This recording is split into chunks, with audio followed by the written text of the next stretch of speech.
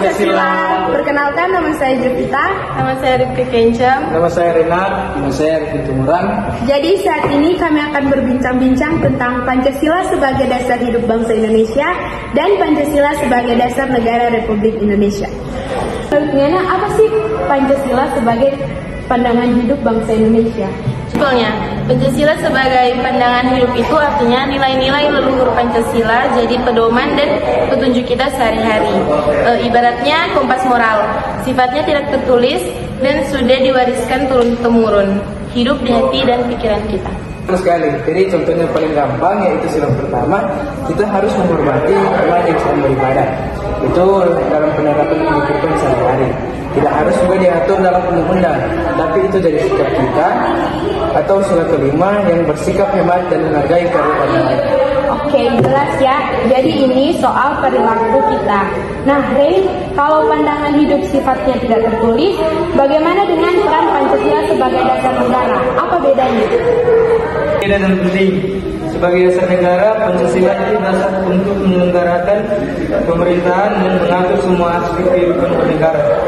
Sifatnya tertulis secara hukum, kedudukannya dijelaskan di pembukaan Undang-Undang Dasar 1945 dan merupakan sumber dari segala sumber hukum di Indonesia. Jadi kalau pandangan hidup itu pedoman hidup bermasyarakat, dasar negara itu dasar penyelenggaraan negara dan hukum. Keduanya saling melengkapi. Wah, keren. Jadi pandangan hidup itu jiwa kita. Dasar negara itu kerangka hukumnya. Tapi di era sekarang, era globalisasi dan teknologi, Pancasila masih relevan tidak, Revin?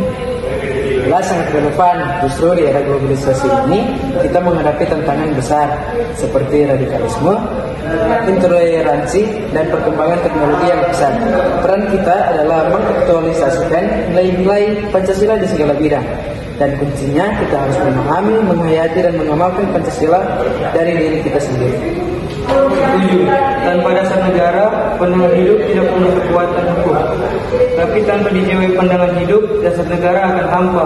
Keduanya satu kesatuan yang tidak bisa dipisahkan untuk menjaga keutuhan NKRI. Wah, penutup yang mantap. Jadi intinya Pancasila punya dua fungsi utama, sebagai pandangan hidup dan sebagai dasar negara. Dan yang paling penting, Pancasila bukan hanya untuk dihafal, tapi diamalkan dalam setiap tindakan kita. Jadi sekian diskusi kami tentang materi di kelompok kami. Sekian, terima kasih. Sampai bertemu di tugas berikutnya.